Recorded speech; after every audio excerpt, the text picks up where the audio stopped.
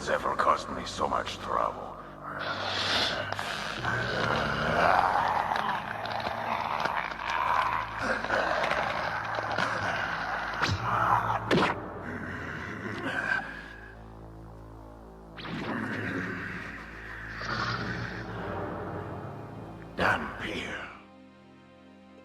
Hello everyone, I'm Johnny, and today we are taking a look at Vampire Hunter D.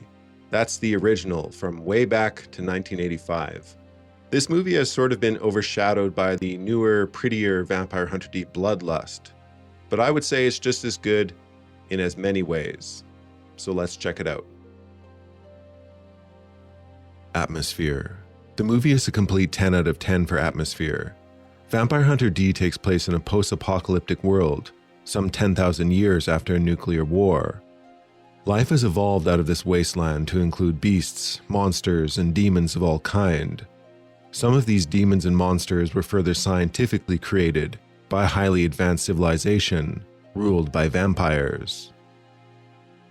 The current state of this world sees vampires and demons on the decline, with mankind slowly carving out secure settlements.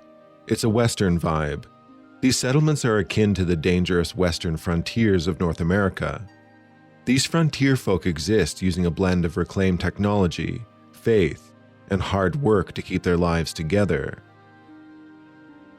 This frontier life is harder than any historic frontier. Monsters and demons are as common as rats and snakes that may have plagued what we know as cowboys. This is where the atmosphere really is incredible in Vampire Hunter D. The universe is casually terrifying. Imagine common gaseous floating monsters ever ready to dissolve and devour whatever soft flesh they find on the ground. These non-sentient beasts are perhaps even more terrifying than even the actual demons and vampires in their ever-present casual existence. So it's easy to critique the artwork in this 1985 Vampire Hunter D, especially when comparing it to the absolutely stunning art of Vampire Hunter D Bloodlust.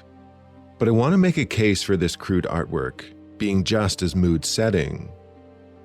Crude and less detailed art has a large place in such settings if you have an imagination to fill in the blanks. Think of it as almost reading a graphic novel in black and white, or like a rough draft for terror. In this sense, it's very well done. Some of these monsters are truly horrific and imaginative. So what if they lack a little refinement? Use your imagination. If anything, how janky they move and how unpolished their expressions should only make them all the more foreign and hard to process. Personally, I like the unfinished style. It's suitable for a world so damn foreign, one that should feel like a dream or a nightmare. I further have to highlight the work of Yoshitaka Amano, the illustrator of the original novels, on which the anime style is loosely inspired. Amano is a complete legend and one of the most original artists ever to influence anime and video games, like the Final Fantasy genre. We covered beasts, but let's get into the demons, mutants, and vampires. This anime has some of the best villains in anime established in such a short period of time. The writing hits the sweet spot between believable evildoers and their just enough complex goals, which can be fully established in a short movie. The movie has two of the greatest villains and borderline anti-villains, Regency, the mutant, and Lamika, the powerful Count Magnus Lee's daughter.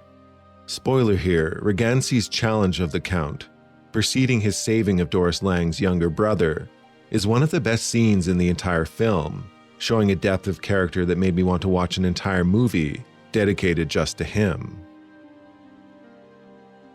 Count Magnus Lee is delightfully simple and terrifying, motivated entirely by a feeling of superiority and the desire to torment, simply to break up the boredom of living for thousands of years in a world lost to decay. For our protagonists, D is a half-vampire, but of the strongest and purest blood. You could criticize every Vampire Hunter D story, because D is so exceptionally powerful that he can never truly be beaten. You can trap him somewhere, for example, but he can literally punch through the thickest of walls. D's challenge is less within combat, but rather finding a just resolution where he can complete his task without unnecessary killing. Dee's mission in this movie is to kill Magnus Lee, who wants to turn and marry a young farm girl, Doris Lang, who is also responsible for her younger brother. Doris is a badass too, and a solid heroine for the film, even if she has a hard time finding clothes that regularly fit. Lastly, I will say this movie won't be for everyone. You do kind of need a solid foundation of science fiction and fantasy imagination to fill in the blanks and appreciate the universe. Otherwise, it will seem chaotic for you.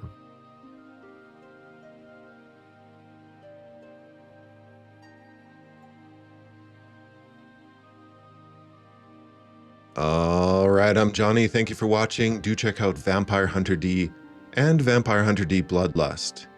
They are both excellent and you can watch them in any order. For the older one, do try to be open-minded to the older, cruder animation and try to use your imagination. Anyway, thanks for watching. Do like, subscribe, and comment and all that stuff. But most importantly, do take care and have a nice rest of your day.